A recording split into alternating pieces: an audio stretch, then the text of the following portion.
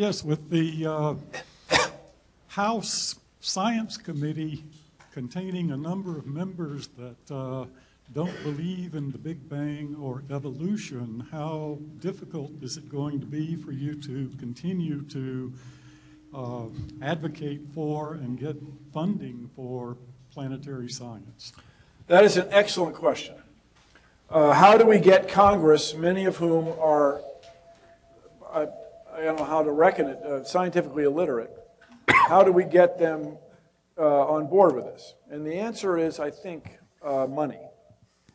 Everybody supports space exploration. Everybody thinks it's cool. And if you are a congressman or senator with space activity in your state, you are especially tenacious about it. And so this is where it shows space brings people together. Everybody's interested in it. And so you guys, I mean, Bill Nye's here, but I'm going to be with Neil Tyson on Tuesday, and we are going to talk to this new thing called the House Science Caucus. And I think in general, we're going to make the case that the economic value of investment in science is extraordinary. And it's what brings out the best in us. And I mean, you guys, I was born in the U.S. I don't know any better. I want the U.S. to lead the world in this, if possible. I mean, as we say, if the scientific discoveries are made elsewhere, it's great. It's good. It's good for the world. But if you're on the House Science Committee, I hope you're invested in having the U.S. be the premier, the leader in this. And this is where space really brings people together. That's a great question. Thank you. Over here. Hi, I'm Abhinash, and I'm also a graduate of Cornell University. Are you graduated? Cool. Yeah. No, I did too. I slipped through. Yeah. I had a question regarding a lot of the things we talked about in the previous session was about educating the public about the risks of space travel so that they're aware of the dangers of that. And as a preeminent educator in science, what do you think the challenges of doing that are? I think that's actually pretty straightforward. How many people have jumped out of an airplane? It's cool, right? And did you sign the disclaimer with that huge print? This is dangerous. I know it's dangerous. I accept the risk of this dangerous activity, which is dangerous. You've got to sign it, right? And so I think that we'll be able to sell people. To me, it's a perfect analogy. Jumping out of a plane is dangerous. And then you regulate the parachute companies so that even the dumbest parachutist doesn't end up in power lines and cut off people's electricity, let alone kill him or herself.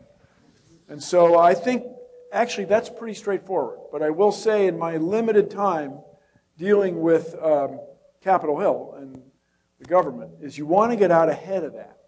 You want to bring up these risks, get everybody on board before it happens. Now look, you guys, we're all pessimistic about somebody's going to get killed and all this stuff. Maybe not. Come on.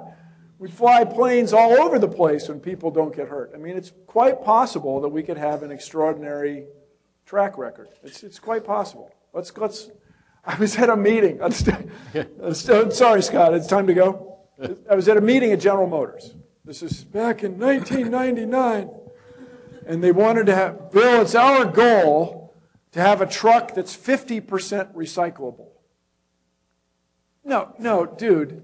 Your goal is 100% recyclable. I mean, yeah, I sure hope I get a C in that class. No, you go in there, you get an A. Come on, let's fly in space and have nobody get hurt. Let's do it. Let's do it, you guys. Should we have time for another question? One more. Time for one more.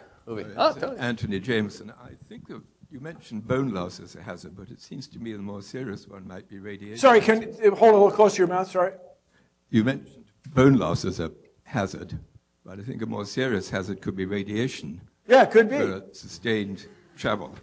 So I'm wondering what you think. I mean, you're going to be 2 years to get to Mars. You might be dead by the time you get there. Yeah, if it's 2 years to Mars, how are you going to deal with radiation? You're going to pack water around everybody? Yeah, one way. Yeah. Or do you get the trip so fast? Do you really punch it that you're not exposed to it that long? And it may be that deep space radiation isn't as serious as we thought? This is a great question. I don't know the answer to that. That's where I want the young people to figure out what radiation does to you. You know, there was a time in my mother's and father's era where people believed that radiation was good for you. And it was tonic, and you would drink radioactive stuff to feel great. But that turned out not to be exactly right. Now, we all laugh, but I guarantee you there's something we're doing every day that's dangerous and we don't know it. And, you know, what do? We do our best. And it's an extraordinary time to be alive, you guys. I mean, I played the hand I was dealt, but I spent a lot of time on my drawing board. I worked at Boeing on 747s.